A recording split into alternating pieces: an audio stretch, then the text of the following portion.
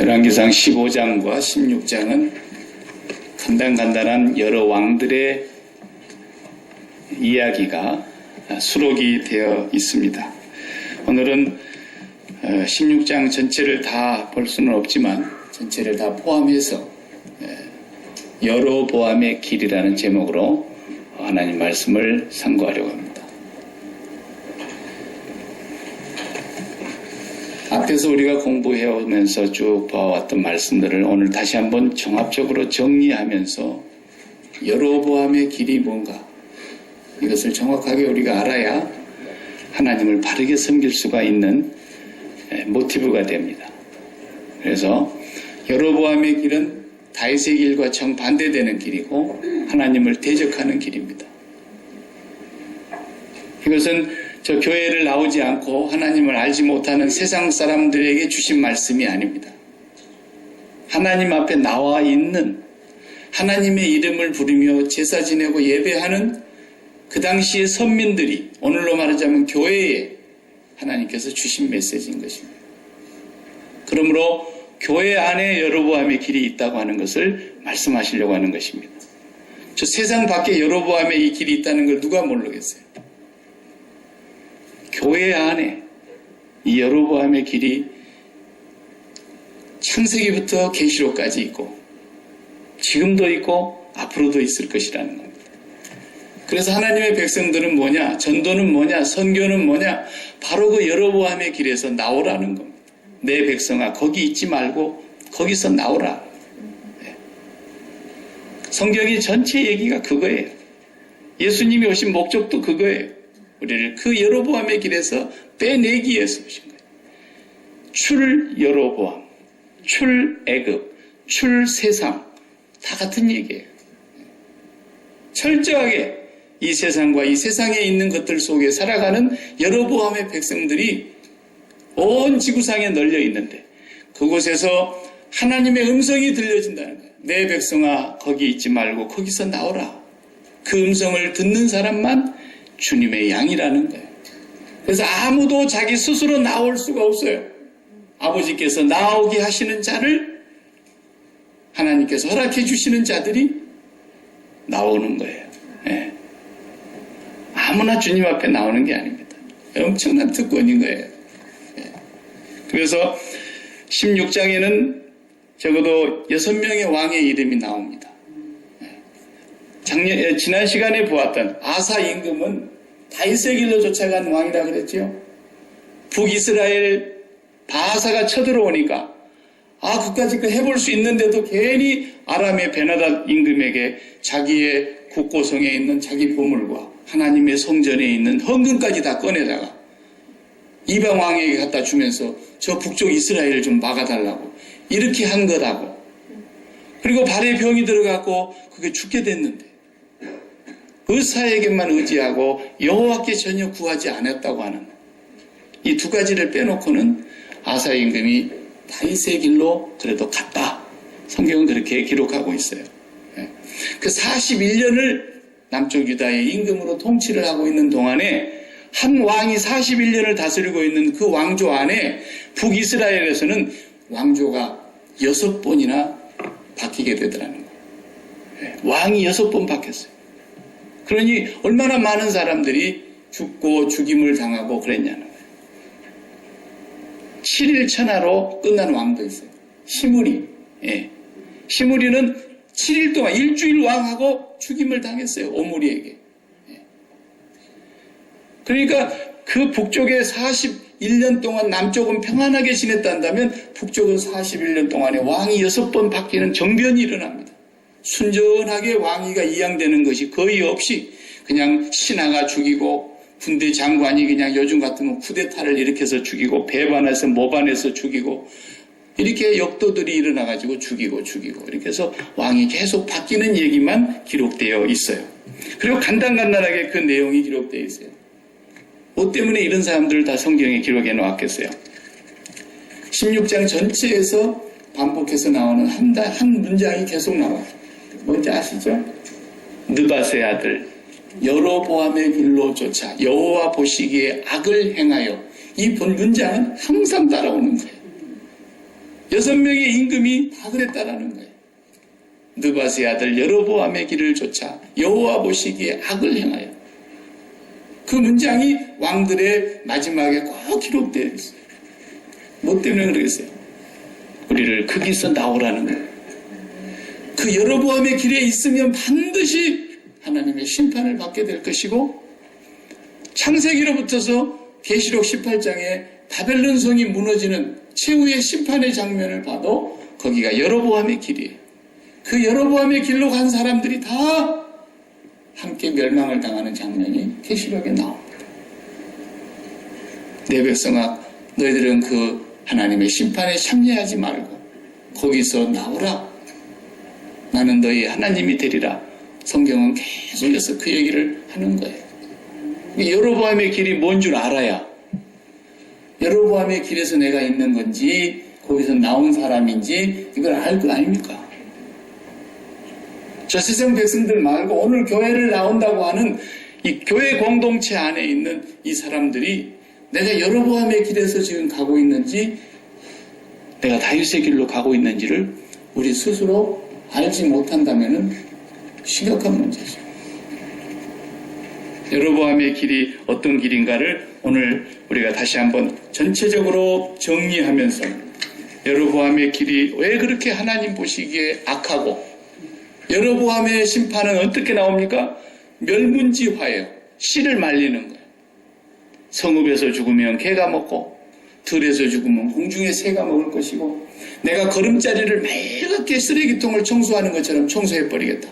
여로보암의 길로 가는 사람은 그게 최후의 심판까지 가는 거예요.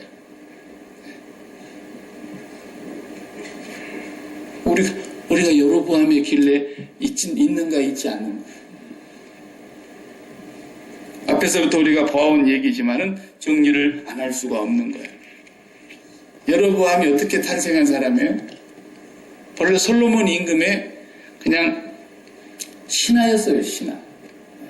솔로몬에게 충직하게 역임을 받아서 건축을 하는 데 있어서 충직한 신하의 역할을 하던 사람이었는데, 솔로몬이 범죄하고 솔로몬이 하나님을 떠남으로 인해서 하나님께서 솔로몬을 징계하실 때 이스라엘의 10지파를 뚝 떼가지고 느밧의 아들 여로보암에게 주었어요. 네가 왕해라. 그래서 북쪽 이스라엘이 그래서 탄생한 거예요. 남쪽은 유다 한 지파에다가 조그마한 베냐민 지파까지 붙어가지고 그냥 유다 이렇게 했어요. 10지파가 생겨났는데 10지파가 북쪽 이스라엘이라는 이름을 가지고 여로보암이 임금이 된 거 아닙니까? 우리가 앞에서 보았죠? 근데 여로보암이 가만히 이렇게 보니까 예루살렘에가 솔로몬 성전이 있는 거예요. 그리고 이스라엘은 해마다 그 성소에 나가서 예배를 드리는 절기가 있단 말이에요. 근데 북쪽 이스라엘은 나라는 떼갖고 갔지만 성전이 있기를 합니까? 제사장이 있기를 합니까? 뭐 예배를 드릴 수가 있습니까? 그러니까 백성들이 계속 예루살렘을 사모하면서 남쪽으로 내려갔다 오고 남쪽으로 내려갔다 올 때마다 민심이 흉흉한 거예요. 그러니까 여로보암이 계획을 했어요. 수도를 먼저 건축하자. 그래서 세겜성을 수도로 세웠고, 그 다음에 분우엘이라는 성을 하나를 더 쌓았는데, 그것은 이제 수도를 방어하기 위한 외곽성이에요. 그래 놓고 남쪽 유다로 예루살렘으로 내려가는 길을 차단했어요. 그리고 우리도 예배가 있다. 그렇게 해가지고 단이라고 하는 곳과 베델이라는 두 곳에다가 단을 쌓았어요. 제단을 만들고 거기다가 송아지 2마리를 우상으로 만들어서 세웠어요. 그리고 이스라엘아, 너희 하나님 여호와를 보라. 이분이 바로 우리를 애굽 땅 종되었던 곳에서 이끌어낸 너희 하나님 여호와다. 그래서 송아지 2개를 만들었다. 그리고 그 백성들에게 예루살렘에 갈 건 뭐 있냐? 이것이 너희 하나님, 출애굽의 하나님 여호와다. 그리고 제사장들 어떻게 했다 그러세요? 그냥 양 몇 마리 갖다 주고 소 몇 마리 갖다 주면 다 제사장 세웠다 그랬잖아요. 절기는 어떻게 했다 그랬어요? 날짜를 조금씩 비껴가지고 절기도 자기 마음대로 만들었어요. 무엇 때문에 그런 거예요? 무엇 때문에? 예배도 있어요. 제사도 있어요. 제사장도 있어요. 절기도 있어요. 나라도 있고 왕권도 있고 다 있어요. 그런데 하나님은 이 여로보암의 죄를 대대로 심판해서 마지막 계시록 18장까지 가서 보면 그 여로보암의 멸망이 나와. 아주 거름자리를 씻어버리는 것처럼 맑게 씻어버리고 그 집안은 씨를 다 말려서 멸문지화를 당하게 해버려요. 하나님, 왜 이런 그림을 우리에게 보여주시냐 이거예요. 이것이 하나님의 심판이 그림자로 지금 우리에게 보여지고 있는 거예요. 과연 하나님의 백성은 누구냐라는 거예요. 누가 다윗의 길로 가는 사람이냐, 누가 여로보암에게서 나와서 다윗의 길로 바르게 가고 있느냐, 그것을 우리에게 정확하게 보여주고 계시는 것이 성경의 역사예요. 여로보암은 쉽게 말하면 입으로는 하나님을 불렀어요. 그 북쪽의 임금들 다 이름이 대단한 이름이에요. 이름의 뜻 하나하나를 다 살펴보면 하나님은 크시다, 하나님은 높으시다, 그런 이름들이에요.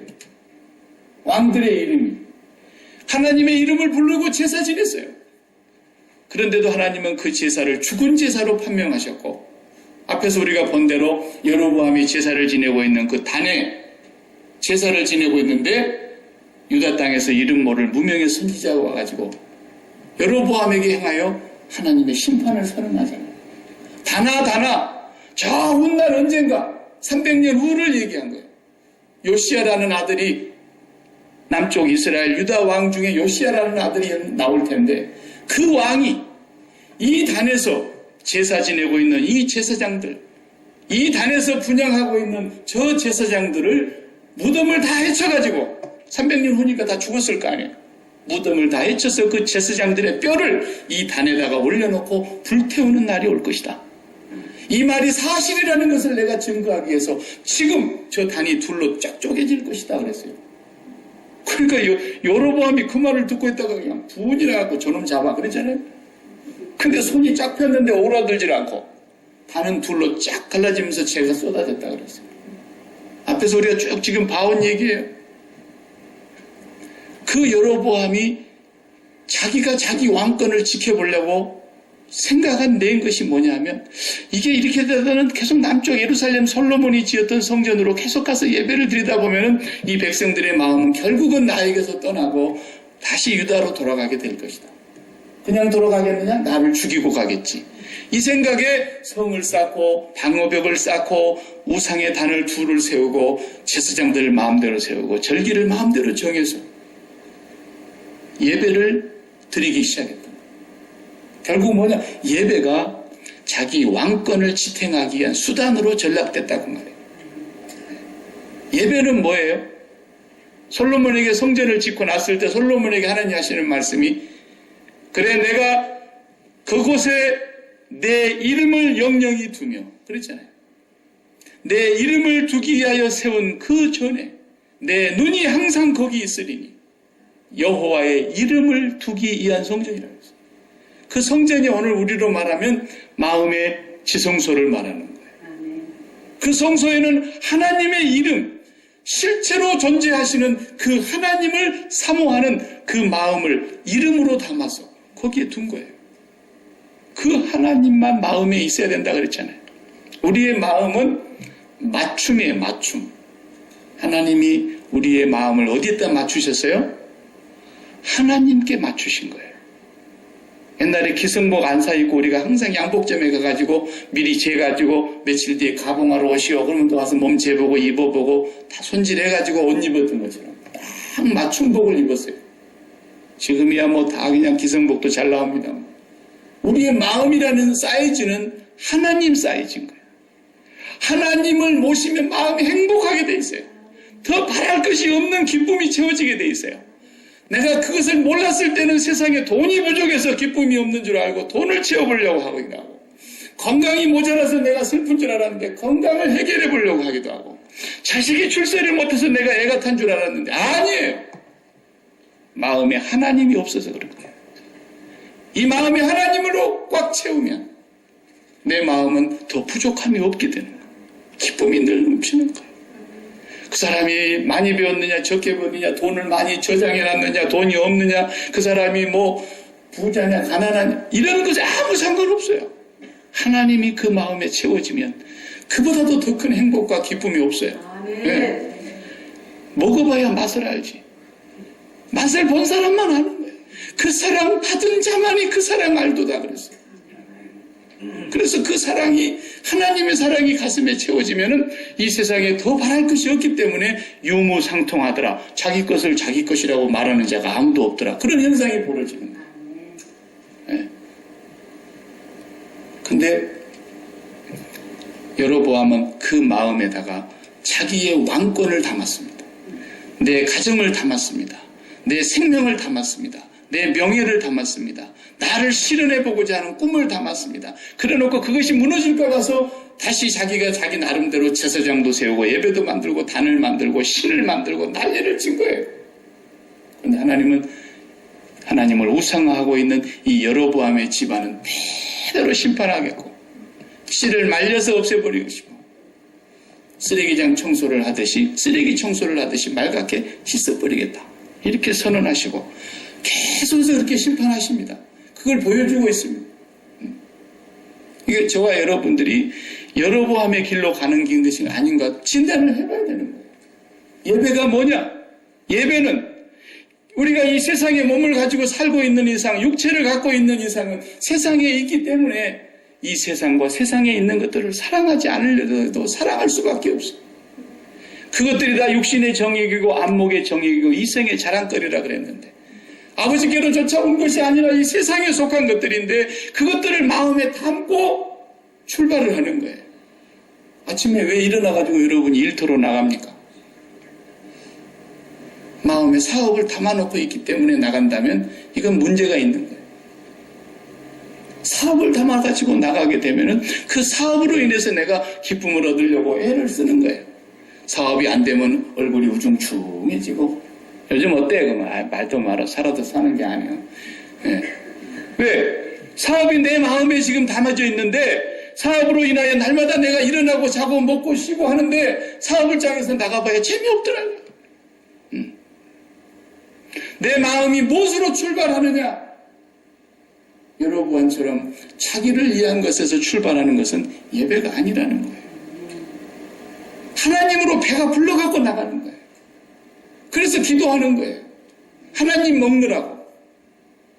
그래서 주님은 우리에게 먹으라고 내 떡이 내 살이요 내 피가 생명의 음료다.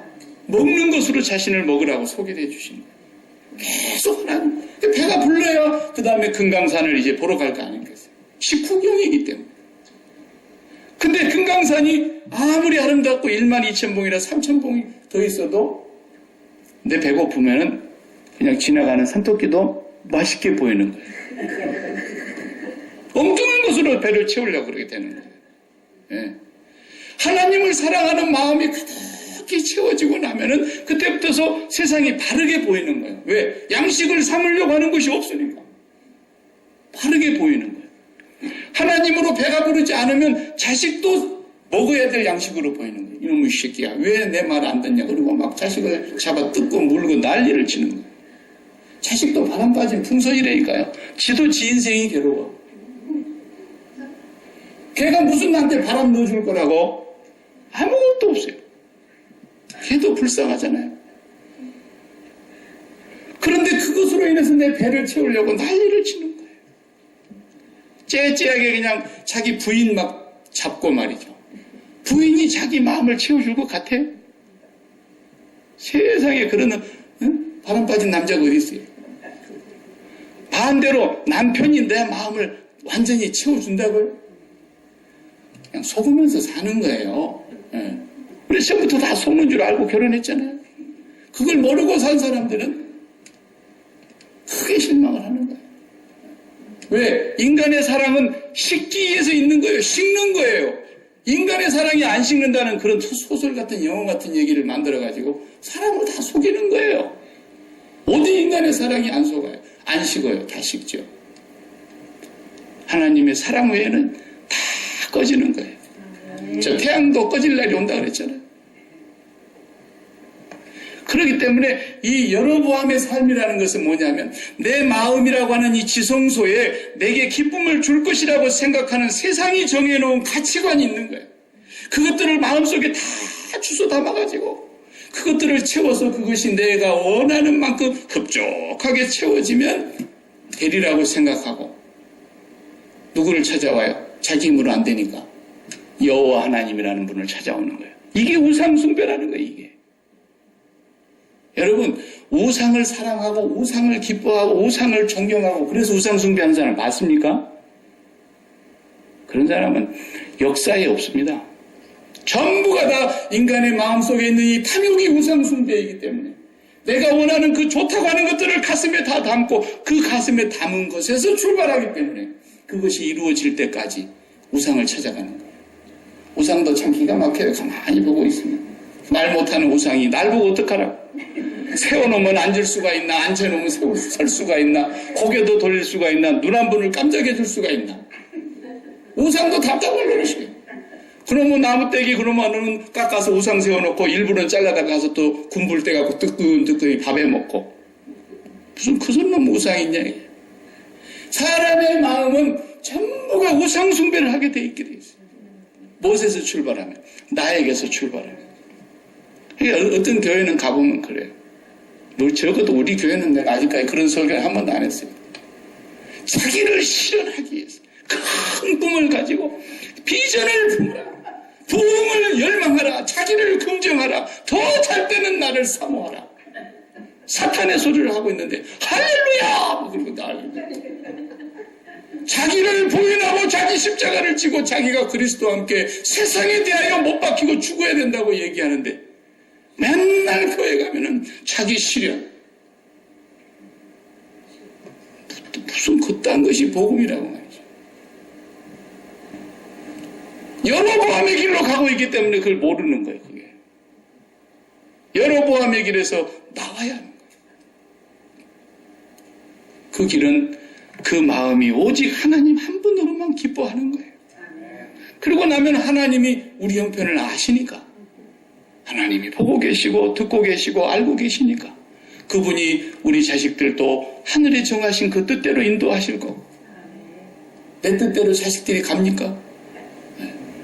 그분이 정해놓으신 우리의 가정의 삶이 있기 때문에 하늘 고가사다리가 내려와가지고 땅의 고가사다리 착착착 이어서 가는 것처럼 하늘의 뜻이 땅에서 이루어져 가기를 우리는 기도하는 거예요. 그것이 여로보암의 길에서 나오는 겁니다. 여로보암은 죽은 예배를 드렸습니다.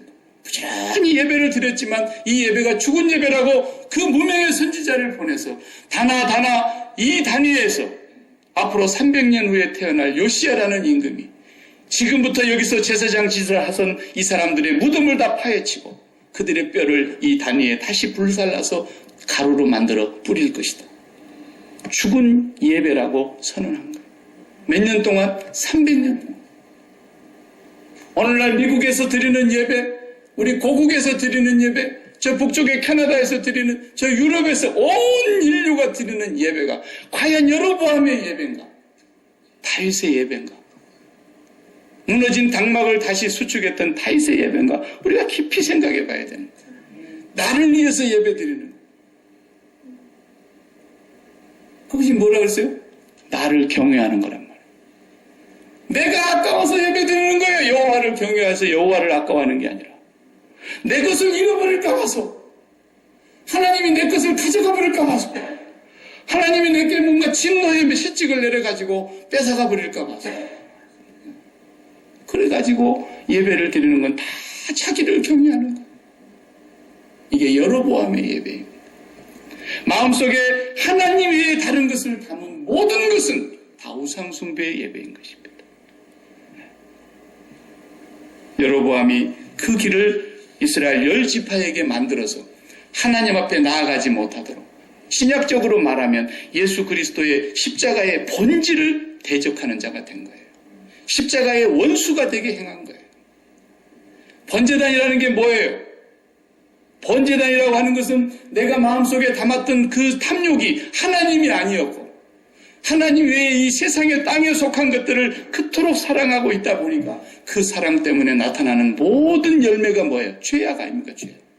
그 죄악 때문에 하나님 앞에 나아가서 양을 대신 잡고 하든지 소를 대신 가지고 가든지 그 양과 소의 머리에 죄인이 손을 얹고 기도하고 자기의 죄를 다 토하고 자기가 직접 그 재물을 잡아서 제사장들의 도움을 받아서 그 단위에다가 재물을 넣고 벌벌 태워서 다 잿가루가 돼서 담 밑에 쏟아지도록까지 그 피를 흘려서 그 피를 또 제단에 바르고, 내가 이렇게 하나님을 마음에 품지 못하고 하나님 외에 세상을 사랑함으로 세상 속에 있는 모든 좋다는 것들을 내 마음의 지성소에다 쏟아부어가지고 내가 그걸 사랑하다 보니까 이렇게 범죄했고, 이렇게 도적질도 했고, 이렇게 불의를 행했고, 이렇게 거짓을 일삼았고, 이렇게 이웃에게 해코지를 했고, 이렇게 하나님을 내가 거역했습니다.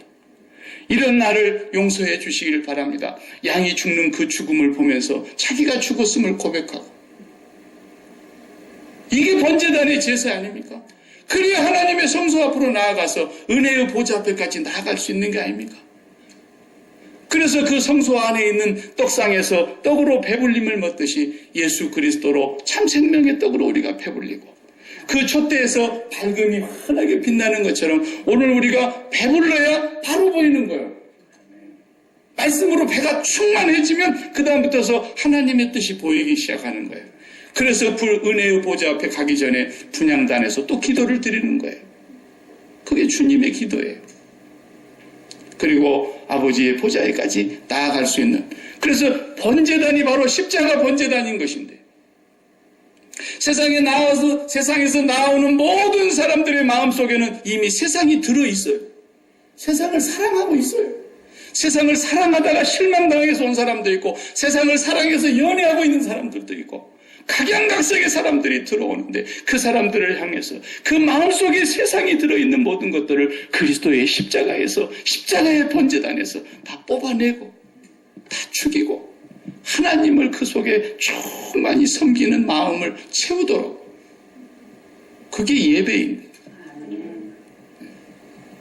우리 성가대 중에 한 자매가 저한테 와가지고 사업이 안 돼서 정말 살아도 못 살겠고, 정말 이걸 내가 정말 사는 것이 사는 것 같지 않고, 그런 사람이 있다고 해봅시다. 없어, 아직 한 명도.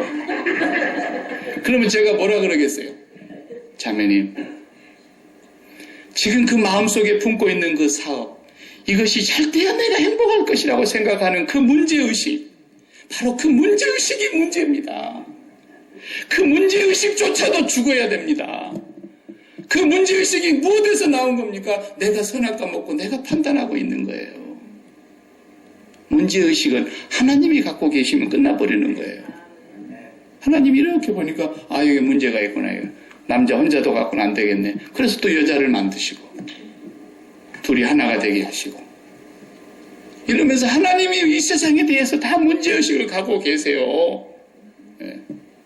박 목사라고 해서 뭐 병 안 걸린다는 법이 어디 있어요.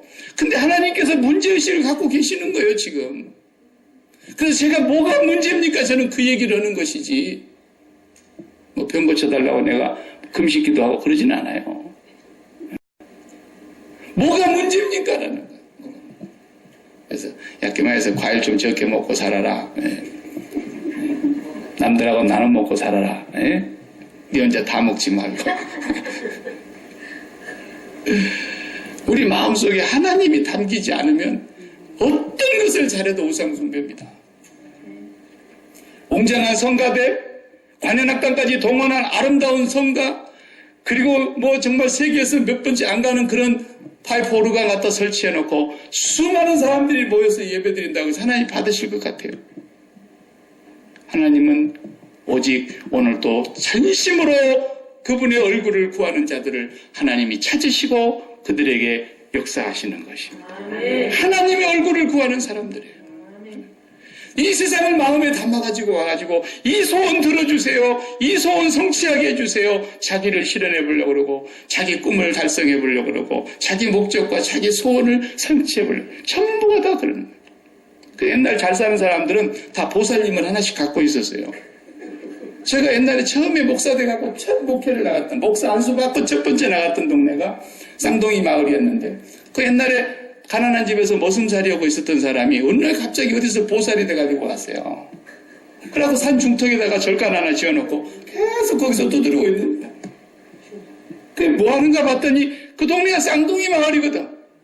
동네 절반 이상이 쌍둥이야.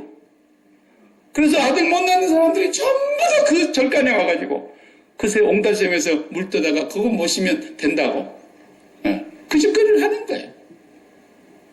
아들 낳기 위해서. 왜냐면 나는 시골에 그런 동네에 그랜저가 그렇게 많이 들어나 봤더니 그 아마 서울에서 온 각지에서 오는 거예요. 쌍둥이 낳으려고. 목사도 그래요. 목사도. 목사님 이거 받으시고 이번에 우리 사업 꼭 성공하게 기도를 좀 많이 해주시고 목사 보살도 많이 있어요. 목사 무당은 없는 줄 아세요? 전부 마음이 거기서 출발하는 거예요. 이게 여로보암의 길입니다. 그것이 죽은 예배였다는 것입니다. 그 예배는 하나님께서 300년 동안 그냥 지켜보시다가 요시야라는 임금이 제2의 신앙 개혁을 하는 임금이 나오는데요. 히스기야의 아들의 아들 손자입니다. 그리고 완전히 그 무덤까지 다 파헤쳐서 이 예언이 그대로 성취되는 거예요. 이제 왕들의 얘기를 다 할 수 없지만은 그 왕들이 엘라가 나오고 바하사를 제끼고 그 다음에 바하사의 아들 엘라가 됐어요. 엘라는 그 다음에 누가 죽입니까? 시므리가 군대 장관이었는데 시므리가 엘라를 죽이지 않습니까? 그리고 시므리가 일주일 동안 왕 됐어요. 지금 반쪽의 군대는 어디로 나가 있었어요? 블레셋하고 전쟁하고 있었어요. 오므리가 끌고 나가서 전쟁하고 있는데 시므리는 왕을 죽이고 모반해갖고 지가 왕 됐다 그러니까 전쟁터에서 그 소리를 들은 오므리가 다시 군대를 돌려서 쫓아오지 않습니까? 자기 성이 포위가 되니까 시므리는 왕궁에다 불을 놔놓고 그냥 타고 죽었어요. 스스로 죽었어요. 그리고 오므리가 다시 왕이 됩니다. 그리고 오므리가 잠시 왕으로 있다가 그 다음에 그 유명한 엘리야 선지자가 등장하게 되는 아합이 나옵니다. 그 아합은 어떻게 했다 해서 우리가 뒤에서 읽어보지는 않았지만 아합은 한 수 더 떴다 그랬잖아요. 여로보암의 악을 더 넘어서서 어디까지 갔다 했어요?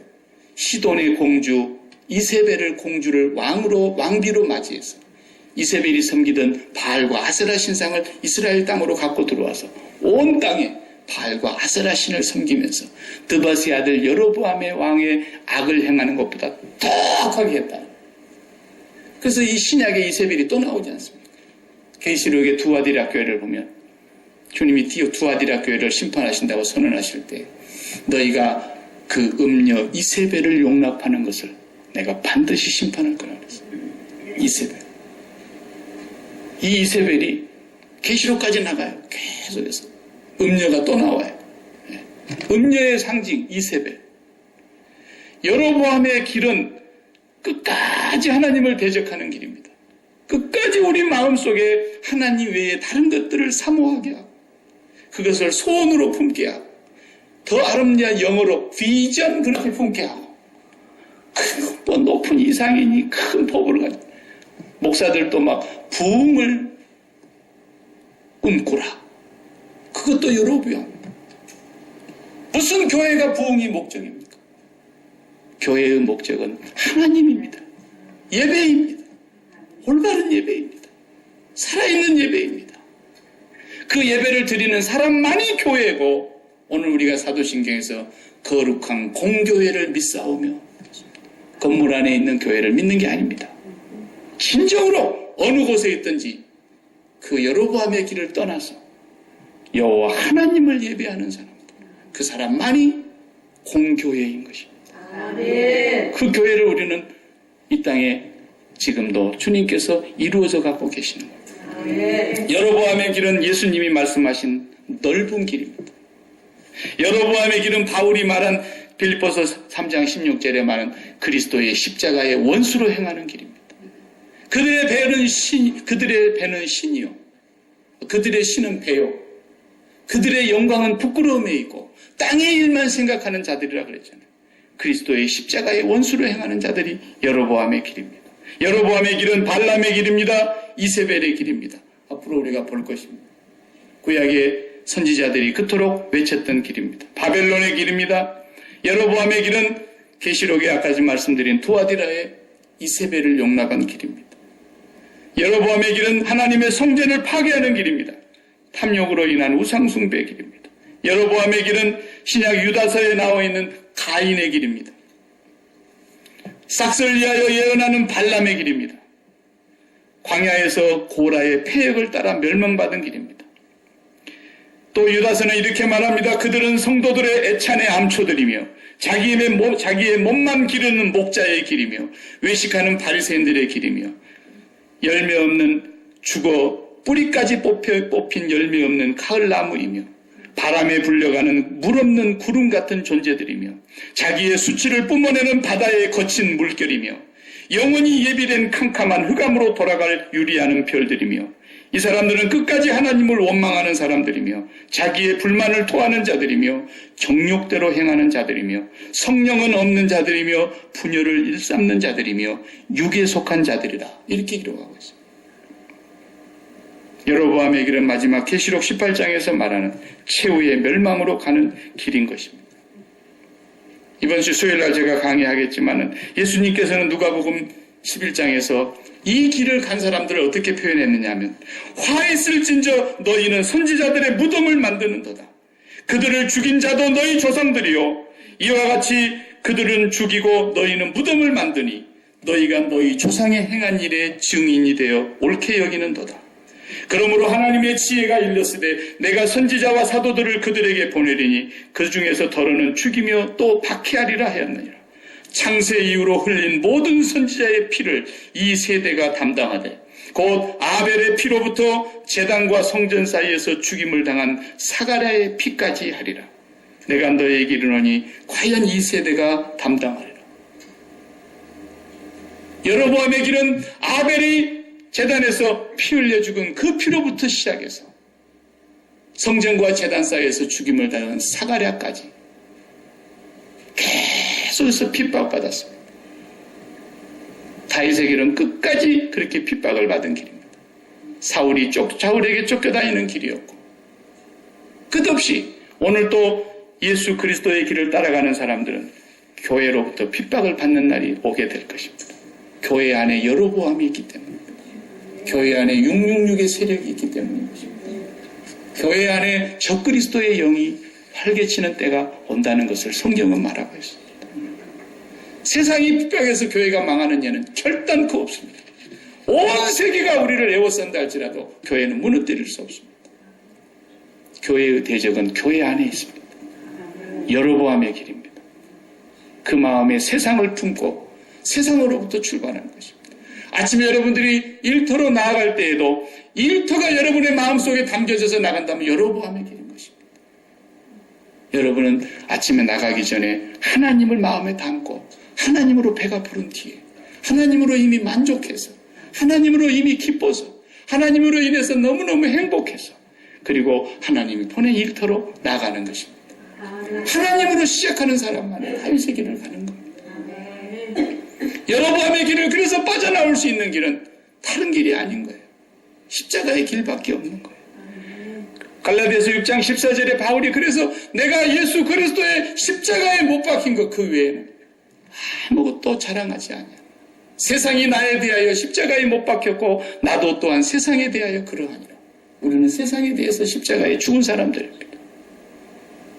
우리는 어떤 것도 마음에 품고 출발하는 게 아니에요. 사람은 마음의 본질은 자기 마음에 품은 것에서 출발하게 되어 있어요. 자기 마음에서 가장 소중히 여기는 것을 마음에 품고 그것 때문에 일어나는 겁니다. 그것 때문에 힘을 쓰는 겁니다. 그것 때문에 마음을 다하는 것이고 그것 때문에 뜻을 두는 것입니다. 그것 때문에 힘을 쏟는 것입니다. 마음에 가장 소중한 것에서 출발하게 되어 있는 거예요. 그것이 하나님이 아니면 여로보암의 길로 가는 것입니다.